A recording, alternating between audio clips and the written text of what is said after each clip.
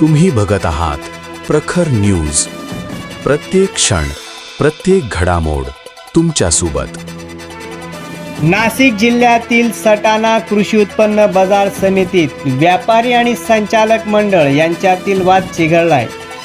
सत्ताधारी संचालकांकडून आरेवारी आणि दमदाटीचे गंभीर आरोप व्यापाऱ्यांनी केले असून आता आंदोलनाची भूमिका व्यापाऱ्यांनी घेतली आहे. सटाणा बाजार समिती शेतकरी आणि व्यापाऱ्यांसाठी महत्त्वाचे केंद्रबिंदू.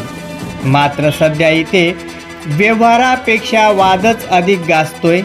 व्यापाऱ्यांचा आरोप आहे की सत्ताधारी संचालकांकडून आरेवारीची भाषा केली जाते, व्यवहारात हस्तक्षेप केला जातो, दबाव टाकला जातो असे अनेक गंभीर आरोप व्यापाऱ्यांनी सत्ताधारी संचालकांवर केले आहेत.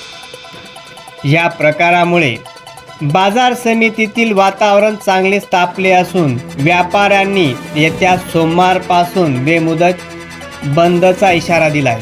यामुळे शेतकऱ्यांच्या मालाच्या खरेदी विक्रीवर मोठा परिणाम होण्याची शक्यता व्यक्त केली जात आहे. पण आता प्रश्न असा आहे की सटाणा बाजार समितीतील हा वाद नेमका कधी थांबणार? प्रशासन याच्यात हस्तक्षेप करून तोडगा काढणार आहे की नाही? प्रखर न्यूजसाठी भैयासाहेब माळी सह भगवान पवार, सटाणा. 4/2026 रोजी आपल्या बाजार समितीत आपले भुसार व्यापारी, ज्येष्ठ व्यापारी संजय भालचंद्र शिरोडे आणि शांताराम धोंडू येवला यांच्यावर जे मार्केट कमिटीचे सभापतीचे पती आहेत त्यांचा इथं काही संबंध नसताना त्या व्यापाऱ्यांवर आरेरावीची भाषा, जातीवाचक बोलणे, पोलीस स्टेशनची धमकी देणे आणि त्यांच्याकडून 6,000 रुपयाची मागणी केली.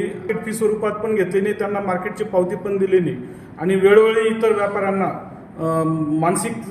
मानसिकता खराब करणे, दरवेळेस त्यांना व्यापाऱ्यांना काही ना काही बोलणे, मार्केट आवारात बोलवून घेणे आणि त्यांच्यावर काही कारवाई करणे. त्यामुळे आमच्या सर्व व्यापाऱ्यांची मानसिकता अशी झाली आहे की आम्ही इथून पुढे मार्केटात सहभागी होणार नाही. जर यांनी त्या व्यापाऱ्यांची माफी मागितली नाही तोपर्यंत आम्ही उद्यापासून बेमुदत मार्केट बंद ठेवू. शिरोडे आशापूर यार्ड इथे काल बाजरीची गाडी आली होती. बाजरीच्या गाडीची रितसर पावती असताना त्या बाजरीवर रितसर मार्केट फी भरण्यात आली होती. ज्या बाजरीच्या गाडीची किंमत 1,68,000 असते त्या गाडीवर मार्केट फी 7500 प्रमाणे 1260 रुपये त्यापोटी ऑलरेडी भरली गेलेली आहे.